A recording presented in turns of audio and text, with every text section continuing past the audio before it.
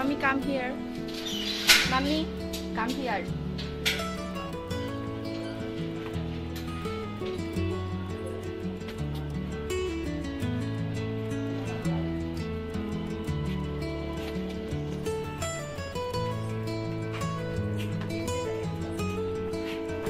So hey good evening everyone, welcome back to my another blog. কেমন আছেন সবাই? আশা করছি সবাই অনেক বেশি ভালো আছেন এবং সুস্থ আছেন। আমিও আছি ভালো।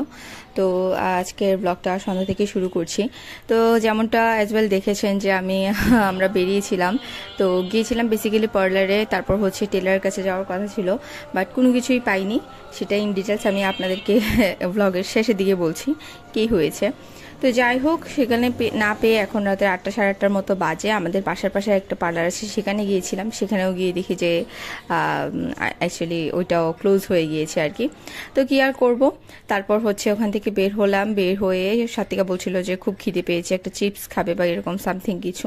তো ও হচ্ছে চিপস কিনলো, ওর জন্য একটা টুইস্ট চিপস কিনেছে, আর আমি কিনেছিলাম কার্ল। ছোটবেলা কার্ল খেতে খুব পছন্দ করতাম। তো হঠাৎ করে দোকানে দেখলাম যে কার্ল অনেকদিন পরে, ইচ্ছে করলো যে খেয়ে একটু ট্রাই করতে যে অ্যাকচুয়ালি কেমন, বাট আগের মতো ওটা টেস্ট লাগেনি।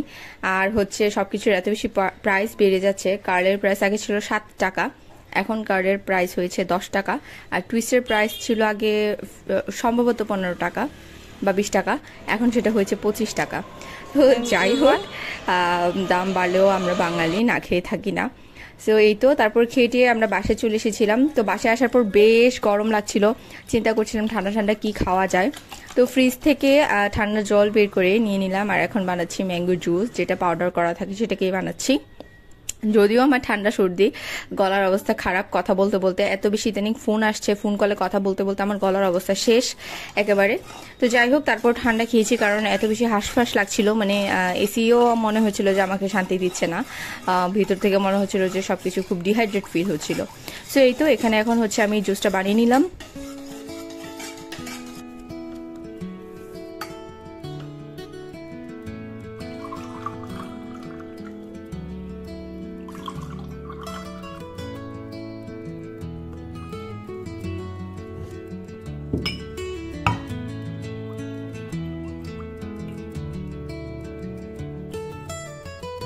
বেসিক্যালি আমি আর আমার বোনের জন্য বানাচ্ছিলাম। তো মা বললো যে মাও খাবে, তো সেজন্য পরবর্তীতে আবার মায়ের জন্যও বানিয়েছি। সো এই হচ্ছে আমাদের 3 গ্লাস। আর আমার ছেলে তো ঘুমায়, ওকে এমনিতেও এগুলো খাওয়াই না, দিবও না খেতে।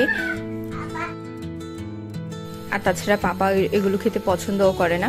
তো যাই হোক, এই জন্য আমাদের জন্য এই 3 গ্লাস আমি সাথিকাকে ডেকে নিলাম নেওয়ার জন্য। তো ও হচ্ছে নিয়ে যাচ্ছে। তো এই আর কি। তারপর জুস টুস খেয়ে আমরা বেশ কিছুক্ষণ রেস্ট করেছি, কারণ এত বেশি গরম অ্যান্ড মাথাটা ধরে গিয়েছিল যে অন্যান্য কোনো কাজ করতে আর ইচ্ছে করছিল না।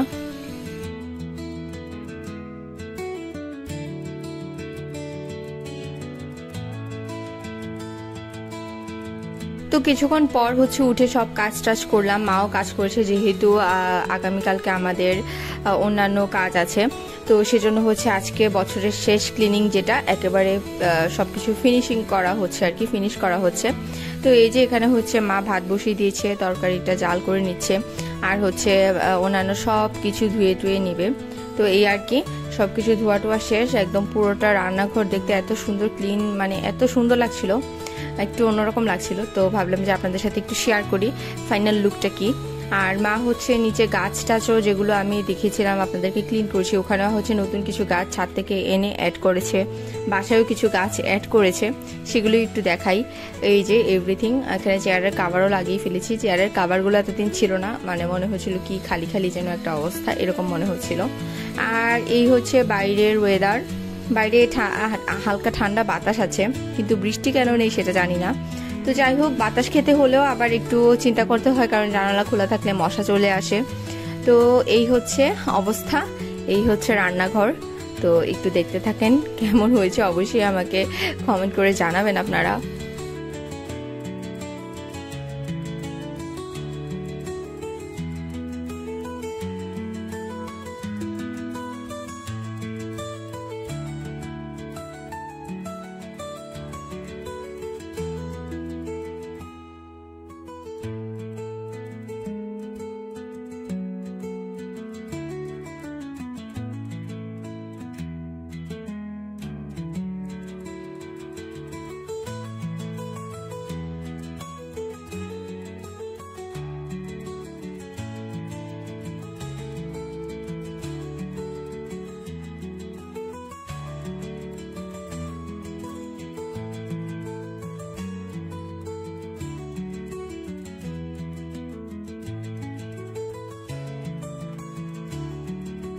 তো এই তো রান্নাঘর এবং হচ্ছে বাইরের পোর্শনটা দেখালাম। আর এটা হচ্ছে আমাদের রুম আর কি, মানে আমি, আমার বোন আর আমার ছেলে থাকে এই রুমে। তো এই রুমের হচ্ছে ফাইনাল লুক এটা। যদিও ছেলের জন্য সেরকম ভাবে গুছিয়ে রাখতে পারি না, বাট আপনাদের সাথে জাস্ট শেয়ার করার জন্যই আমি সবকিছু গুছগাছ করে একটু ভিডিও করে দিলাম। কে যেন আমাকে 2-3 জন আমাকে লাইভে বলছিল যে আপনাদের বাসাটা দেখতে চাই। অ্যাকচুয়ালি আমাদের বাসাটা খুব বেশি বড় না, ছোট। আর হচ্ছে এই আর কি, অনেক আগেকার বিল্ডিং, তার মধ্যে থেকে যতটুকু আপডেট করা যায় ততটুকু আপডেট করা। আর এই তো কি আর বলবো, হ্যাঁ এই হচ্ছে আমাদের রুম। আর এই তো এই ছোটখাটো আমাদের এইটাই বাসা। সো এই ছিল। ফাইনালি ক্যামেরার সামনে এলাম। তো দিনটা এত উল্টাপাল্টা মিশে গিয়েছে যেটা বলার মতো না। আমি মেহেদি দিয়েছি, এই যে মেহেদি দিয়েছি, কেমন হয়েছে কমেন্ট করে জানাবেন। তো উল্টাপাল্টা মিশে গিয়েছে বলতে যা হয়েছে, সকাল থেকে প্ল্যান করে রেখেছিলাম একরকম যে আজকে আর তেমন কিছু সকাল থেকে ব্লগের জন্য কোনো কিছু ভিডিও করব না। তো পরবর্তীতে ভিডিও করিও নি, কারণ আজকে অনেক একটা অন্যরকম রুটিন ছিল আমার, বা শিডিউল ছিল আমার। সরি, একটু ভিডিওটা একটু কাট করে দিলাম আর কি। আসলে আমার গতকালকে যে ব্লগটা আমি দিয়েছিলাম, যে কন্টেন্টটা আমি আপলোড করেছিলাম, ওটা হচ্ছে খুব কম মানুষই দেখেছে, 8-9 জনের মতো দেখেছে। তো সন্ধ্যার দিকে হচ্ছে হঠাৎ করে আমার একটা মেইল আসে যে আপনি ইদানিং খুব বেশি বাচ্চাদেরকে দেখাচ্ছেন, মানে এটা হচ্ছে আমাদের কমিউনিটি গাইডলাইন্সের বাইরে। তো দ্যাটস ওয়াই হচ্ছে আমি ডিসিশন নিয়েছি যে আপাতত বেশ কিছুদিন আমি আমার ছেলেকে দেখাবো না, শো করবো না এখানে ইউটিউবে। আপাতত কি মানে একটু কমই চেষ্টা করবো যেন ট্রিপকে একটু কম দেখানো যায়। সেজন্য আসলে ট্রিপ এত বেশি দুষ্টামি করে, বা ও হচ্ছে না চাইলেও এরকম ঢুকে যায় আর কি। যেমন একটু আগেও দৌড় দিয়েছি এখান দিয়ে, তো আমার বোন এখন বের করে নিয়ে চলে গিয়েছে। তো সেজন্য হচ্ছে দেখা যায় যে ওকে দেখিয়েই ফেলি। আর ও খুব দুষ্টামি করে, যেহেতু আমি ভাবলাম যে আপনাদেরও হয়তো বা ভালো লাগবে দেখাই, সেজন্য দেখাই। তো যাই হোক, যেহেতু মেল এসেছে তো সেই কন্টেন্টটা আমি ডিলিট করে দিয়েছি, যেহেতু সেই কন্টেন্ট বেসিস একটা মেল এসেছে যে আপনি বেশি বাচ্চা দেখাচ্ছেন। যদিও তারা বলছিল না যে তোমাকে রিমুভ করতে হবে বা সামথিং এরকম কোনো কিছু, কিন্তু তারপরও আমি আমার সেফটির জন্য হচ্ছে রিমুভ করে দিয়েছি, যেন পরবর্তীতে কোনো রকমের ঝামেলা না হয় সেই জন্য আর কি। তো যাই হোক, সেজন্য হচ্ছে আমি যেতে দেখাচ্ছি না, ও দৌড় দেওয়াতে আমি হচ্ছে ভিডিওটা অফ করে দিয়েছি। তো যেটা বলছিলাম যে আমার আসলে অন্যরকম একটা রুটিন ছিল। ভেবেছিলাম যে সন্ধ্যায় হচ্ছে পার্লারে যাব আইব্রো করার জন্য। তো আইব্রোটা লাস্ট টাইম যখন করেছি তারপর থেকে আর করা হয়নি, বেশ অনেকদিন, প্রায় 1.5-2 মাসের মতো হয়ে যাবে।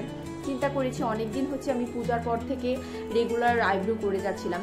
তো আইব্রোটা পুরোপুরি উঠার পর আইব্রোটা করলে পরে যেরকম একটা সুন্দর লাগে, সেটা হচ্ছে হালকা হালকা উঠলে পরে করে ফেললে পরে সেরকম ভালো লাগে না আসলে দেখতে। তো সেই জন্য চিন্তা করছিলাম যে এবার পুরোপুরি উঠার পর তারপর একটা নতুন করে আবার শেপ করব, সেই জন্য আমি আইব্রো করছিলাম না। এখন আমাদের তো হচ্ছে যদি আমি এভাবে চিন্তা করি তাহলে হচ্ছে আগামীকালকে পহেলা বৈশাখ, বাট হিন্দুদের মতে হচ্ছে পহেলা বৈশাখ তার পরের দিন, মানে হচ্ছে মঙ্গলবারের দিকে। ইয়েস, মঙ্গলবারে, আগামীকালকে তো সোমবার। তো মঙ্গলবারে যদি আমাদের পহেলা বৈশাখ হয়, আগামীকালকে আমাদের মানে আনুষ্ঠানিকতা যেটা হবে, সবাই যেটা করবে সেটা করবে, তার পরের দিন হচ্ছে হিন্দুরা পালন করবে, বাট আনুষ্ঠানিকতাটা তো আর পরশু দিন হবে না। তো সেই জন্য 2 দিনেরই একটা প্ল্যান করছিলাম যে আগের দিনও বের হবো, পরের দিনও বের হবো। তো এখন হয়েছে কি, আমি পার্লারে গিয়েছি, পার্লারে গিয়ে দেখি পার্লারের যে আপু থাকার কথা, যে আপু আমাদেরকে করায় আইব্রো, ওই আপু নিয়ে এখন অগত্যা কি করব আমি চিন্তা করছি, যেহেতু আগামীকালকেও বের হবো আমাদের করতেই হবে। তো এবার আরও 2টা পার্লারে গিয়েছি, সেখানেও গিয়ে দেখি, আর যেহেতু আমার হচ্ছে আমি স্যারের পাশেও গিয়েছিলাম, সেখান থেকে আমার এসে যেতে যেতে অনেক লেট হয়ে গিয়েছে, অ্যান্ড অলমোস্ট 8টার মতো বেজে গিয়েছিল রাত। সো এত রাতে থাকারও কথা না। আরও 2টা পার্লার দেখলাম, কোথাও নেই, সবগুলোই বন্ধ করে দিয়েছে। তো সেই জন্য একটু মন খারাপ। তার মধ্যে আবার টেলারকে ফোন দিয়েছি, টেলারের কাছ থেকে আজকেই আনার কথা ছিল আর কি, ডেট ছিল যে আজকে আমরা ডেলিভারি নেব। এবার টেলার বলছে যে টেলারের হয়নি কাজ, এই না সেই না, একটু কাজ বাকি, হ্যান ত্যান, বাট আদৌ উনি করেছে কিনা সেটা আমার একটা ডাউট ছিল। তো পরবর্তীতে দেখলাম যে কিছুক্ষণ পরে উনি আবার কল করেছে, ওনার জানানোর কথা ছিল উনি জানায়নি। পরবর্তীতে কিছুক্ষণ পর আবার কল করেছে, করে বলছে যে ব্লাউজের ফলস কি আমাদের দেওয়ার কথা ছিল। আমি বলেছিলাম যে ফলসটা আপনারা দিয়ে দেবেন, আমি জাস্ট পেমেন্ট করে দেবো। এখন বলছে যে ফলস কি আমাদের দেওয়ার কথা ছিল।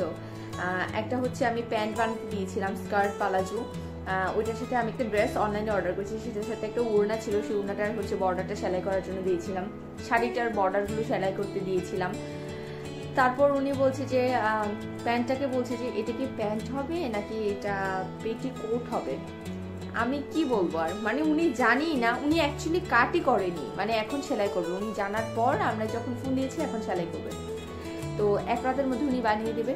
তো যেদিন বেসিক্যালি আনুষ্ঠানিকতা, মানে যেদিন পহেলা বৈশাখ সেলিব্রেট করবে সবাই, সেদিন উনি আমাদেরকে ডেলিভারি দিবে।